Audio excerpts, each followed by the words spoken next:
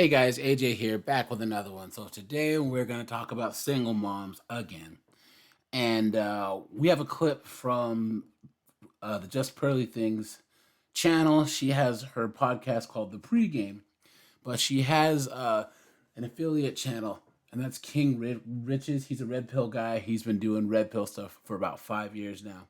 And he also hosts the show. And he talks to this woman from Hong Kong about why she believes single mothers are a big thing here in the West.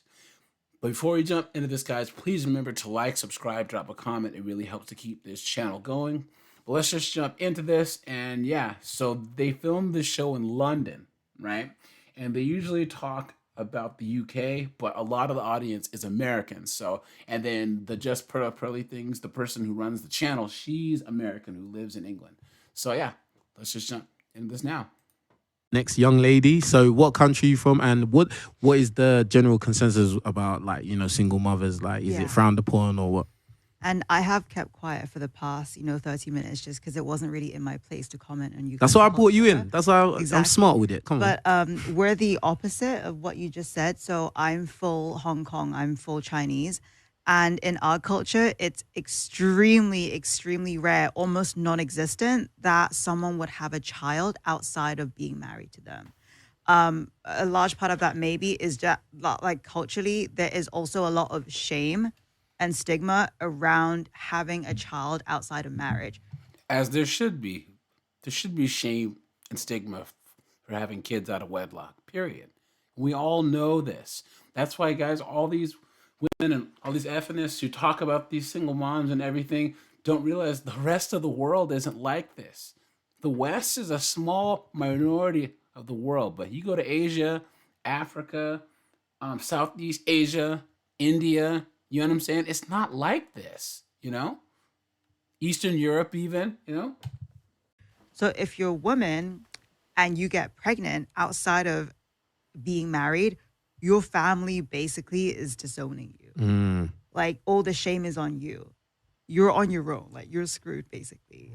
So I don't know if the two things are correlated, but also in Hong Kong, like, we're a lot more conservative about the way relationships work.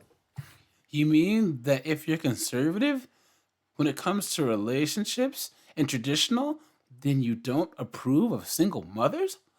What a concept. Like, there's no hookup culture, really, or it's a lot less than here. And it goes back to what we were saying before, like, why are there more and more, or, like, why is it so normalized? And it's because the benefits are starting to outweigh the costs almost. Facts. In the West, women are being paid to either have babies and not get married, or get married, have the babies, and divorce. So there's more benefit now from not having an actual intact family. Like, in Western culture, the benefits of getting pregnant outside of being in a relationship or outside of marriage is you get free money. Yep. And almost now it's respected instead of being frowned upon. So as a woman, like, because it's so normalized, it's not so frowned upon. There's less barrier, like, there's less entry to doing it, if that makes sense. Yeah. Whereas the cost of it in the past, there was a lot more stigma, there was a lot more shame. Nowadays, it's not really the case. It's celebrated. Yeah. That's what I think. I said that a bit earlier. Like, the issue of there's no shame in this. Like, over here, it's just not. You became a single mom. Well, okay, join the club, kind of thing. Do you know what I mean? So yeah, no, definitely. So there you go, guys. This woman, she's from Hong Kong. Born and raised. She lives in England. She came on this podcast to explain that culturally, where she's from, they don't play this single mother stuff. You have a baby out of wedlock, your family disowns you. You know what I'm saying? Shame is a natural human emotion, guys.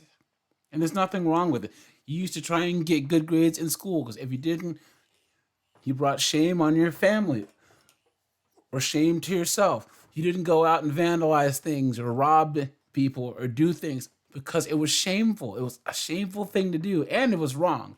But shaming works. And the one thing that we've tried to do through social media and all this other stuff is take shame away from our society. And now you look where it's gotten us. You know? It's absolute clown world. So, all right, you guys, short one today. This is AJ. I appreciate you guys, and I am out of here.